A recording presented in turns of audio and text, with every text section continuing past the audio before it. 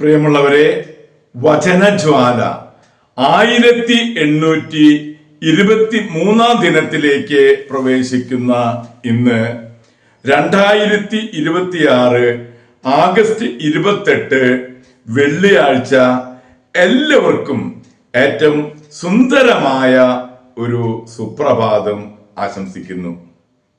ഇന്നത്തെ വചന വായനയിൽ ജോയേലിന്റെ പുസ്തകം 1-ാം അധ്യായം 10 മുതൽ 20 വരെയുള്ള തിരുവാക്യങ്ങളാണ് നാം ഇന്ന് ശ്രവിക്കുക. വയലുകൾ ശൂന്യമാക്കപ്പെട്ടിരിക്കുന്നു, ഭൂമി വിലപിക്കുന്നു, ധാന്യം നശിച്ചു, വീഞ്ഞ് ഇല്ലാതായി, എണ്ണ വറ്റിപ്പോയി.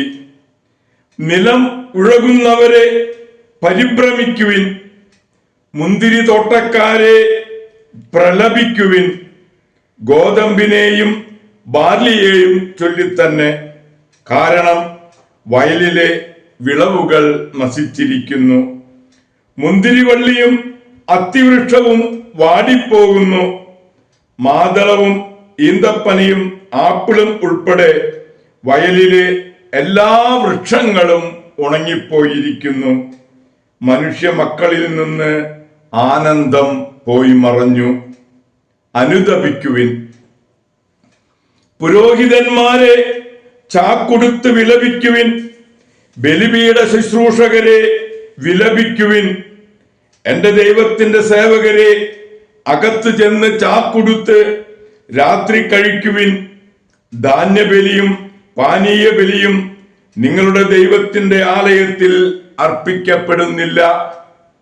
ഉപവാസം പ്രഖ്യാപിക്കുകയും മഹാസഭ വിളിച്ചു കൂട്ടുകയും ചെയ്യുവിൻ. ശ്രേഷ്ഠന്മാരെയും ദേശവാസികളെയും നിങ്ങളുടെ ദൈവമായ കർത്താവിന്റെ ആലയത്തിൽ ഒരുമിച്ചു കൂട്ടുവിൻ. കർത്താവിനോട് പ്രാർത്ഥിക്കുവിൻ. കർത്താവിന്റെ ദിനം സമീപിച്ചിരിക്കുന്നു. ആ ദിനം ഹാ കഷ്ടം! സർവശക്തനിൽ നിന്നുള്ള സംഹാരമായി അത് വരുന്നു. നമ്മുടെ കൺമുൻപിൽ നിന്ന് ഭക്ഷണവും നമ്മുടെ ദൈവത്തിന്റെ ആലയത്തിൽ നിന്ന് ആഹ്ലാദ തിമിർപ്പും അപ്രത്യക്ഷമായിരിക്കുന്നു. വിത്ത് കുട്ടകൾക്കിടയിൽ അമർന്നു പോയിരിക്കുന്നു. സംഭരണശാലകളും പത്തായങ്ങളും ശൂന്യമായിരിക്കുന്നു. ധാന്യം ഇല്ലാതായിരിക്കുന്നു. മൃഗങ്ങൾ ഞെരുങ്ങുന്നു. മേച്ചിൽ സ്ഥലമില്ലാതെ കന്നുകാലികൾ വലയുന്നു. ആട്ടിൻപറ്റങ്ങൾ നശിക്കുന്നു. കർത്താവേ, ഞാൻ അങ്ങയോട് നിലവിളിക്കുന്നു. വിജനപ്രദേശങ്ങളിലെ പുൽപ്പറങ്ങളെ അഗ്നി വിഴുങ്ങിയിരിക്കുന്നു. വയലിലെ മരങ്ങളെല്ലാം കത്തി നശിച്ചു.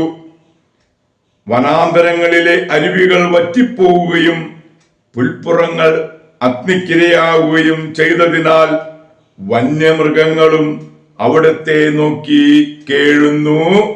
ദൈവത്തിന്റെ തിരുവചനമാണ് നാം ശ്രവിച്ചത്. പ്രിയമുള്ളവരെ, ആഗോള കത്തോലിക്ക സഭയിൽ ഇന്ന് വിശുദ്ധ അഗസ്റ്റിനെ അനുസ്മരിക്കുന്ന പൊൻസുദിനം. ഇന്നലെ നാം അനുസ്മരിച്ച വിശുദ്ധ മോണിക്ക പുണ്യവതിയുടെ മൂത്ത മകനാണ് സഭാപിതാവ് കൂടിയായ വിശുദ്ധ അഗസ്റ്റിൻ.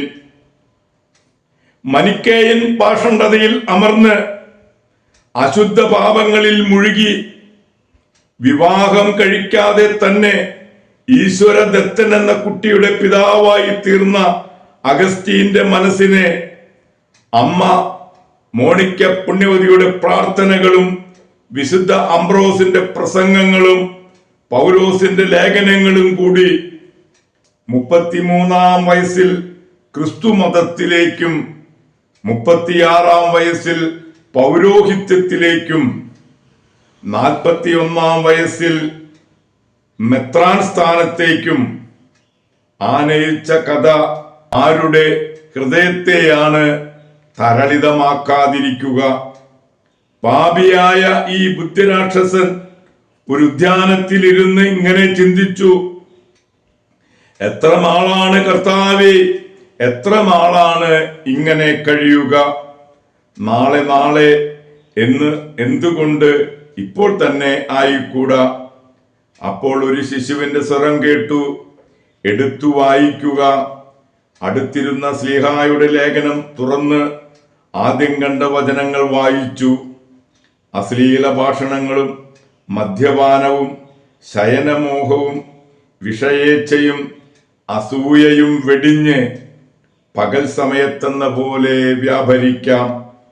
നമ്മുടെ കർത്താവ് ഈശോ മിശിഹായെ ധരിക്കുവിൻ. റോമ 13:14 തിരുവാക്യങ്ങൾ.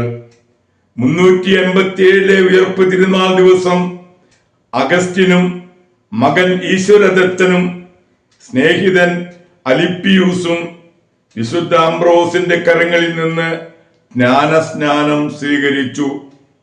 391 അഗസ്റ്റിൻ വൈദികനായി.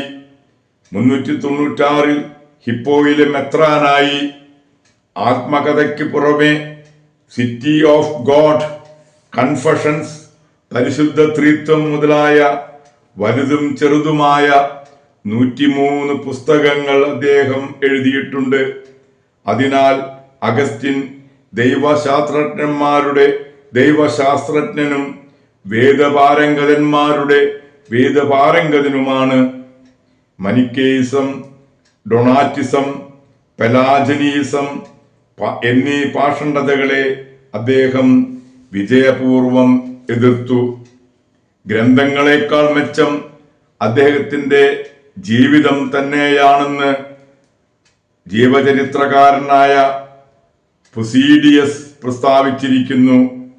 പ്രിയമുള്ളവരെ, വിശുദ്ധ അഗസ്റ്റിൻ വിശുദ്ധരിൽ വെച്ച് വിജ്ഞനും വിജ്ഞരിൽ വെച്ച് വിശുദ്ധനുമാണ്. പ്രിയമുള്ളവരെ, വിശുദ്ധരിൽ വിജ്ഞനും വിജ്ഞരിൽ വിശുദ്ധനുമായ സഭാപിതാവായ വിശുദ്ധ അഗസ്തീന്റെ മാധ്യസ്ഥം യാചിച്ച് ഇന്നത്തെ ഈ നല്ല ദിവസത്തിലേക്ക് നമുക്ക് പ്രവേശിക്കാം. എല്ലാവർക്കും നല്ല ഒരു വെള്ളിയാഴ്ച ദിവസം ആശംസിക്കുന്നു. ദൈവം നമ്മെ ഓരോരുത്തരെയും സമൃദ്ധമായി അനുഗ്രഹിക്കട്ടെ.